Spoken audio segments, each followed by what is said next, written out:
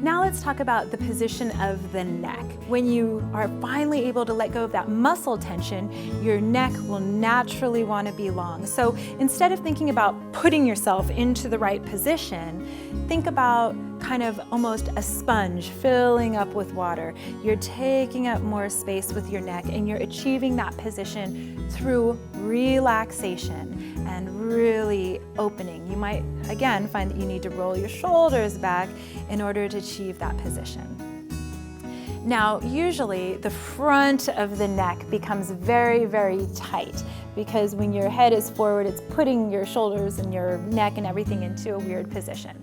So we're going to do a couple stretches that are designed to release the front of the neck and the jaw also. And so the first thing we're going to do is we're going to make sure that one of our shoulders, we're going to pin it back, boom, into position. Make sure the shoulder doesn't come forward because that's going to affect the stretch. And so you can even, if you don't trust that shoulder to stay there, put your hand over and kind of hold it in position. So first thing we're going to do is just turn your head away from your shoulder here. And then we're going to jut the jaw. So I'm just going to stick my lower jaw out so I look like a bulldog or a boxer. And then from that position, we're slowly just going to look up. So remember that shoulder's pinned back, the chin juts forward, and I'm going to slowly look up.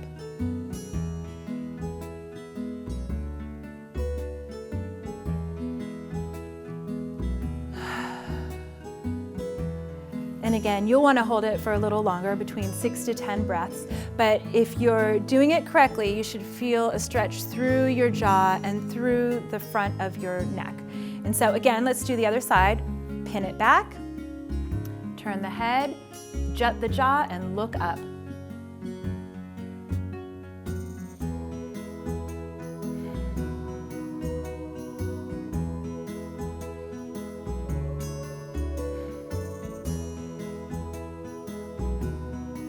Good. You might want to shake out the jaw a little.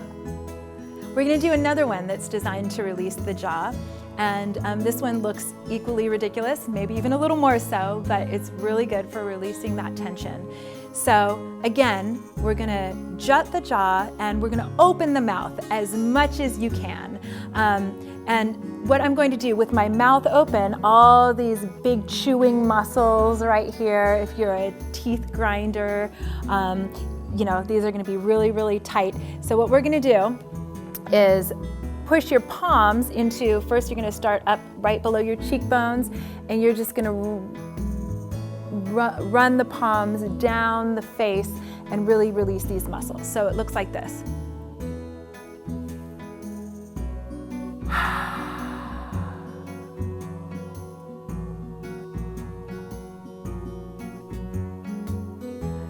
Let's do it one more time.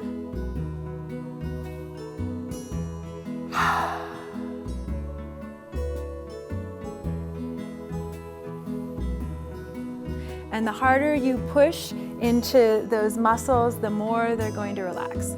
So you're going to face the wall, put your palm up against the wall, push it into the wall, and notice how the top of my palm is totally flat. So I could balance a teacup right on the top of my wrist if I wanted to. I'm really pushing it into the wall. Now, you might find that this itself is a big challenge if your wrists are really, really tight. If you want a little more of a challenge, you can pull your fingers out one by one.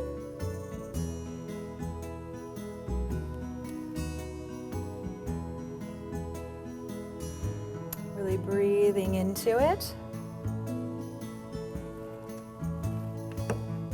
It's hard to get that finger off of there. There we go.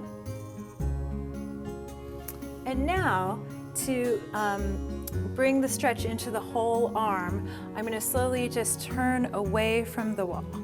Maybe this is all the stretch that you need.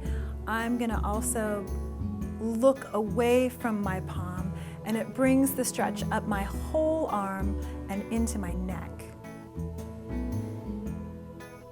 And I'm going to breathe into that. And shake it out. We'll do it on the other side real quick. Once again, pushing my palm into the wall, and I might get more of a stretch by pulling one finger at a time out. But if that's too intense, you can skip it, work up to it. Some people have a hard time just achieving this position, and so they'll start off kind of with their palm out away from the wall, and that's okay. You're just working towards this position. The more you type, the tighter all of this is, and really unlocking the hands and the forearm are the key to unlocking the shoulders and the chest in a lot of cases. So don't skip this one. Get that last finger. And again, I'm going to turn away from my hand. And I'm even going to turn a little bit more this way and look over my opposite shoulder, getting a nice big stretch all through my arm and up through my neck. A couple breaths. And shake it out. And now the last thing we're going to do is we're going to actually take a small handful of hair at the base of the neck, and we're going to pull it diagonally backwards. So we're pulling it back and up.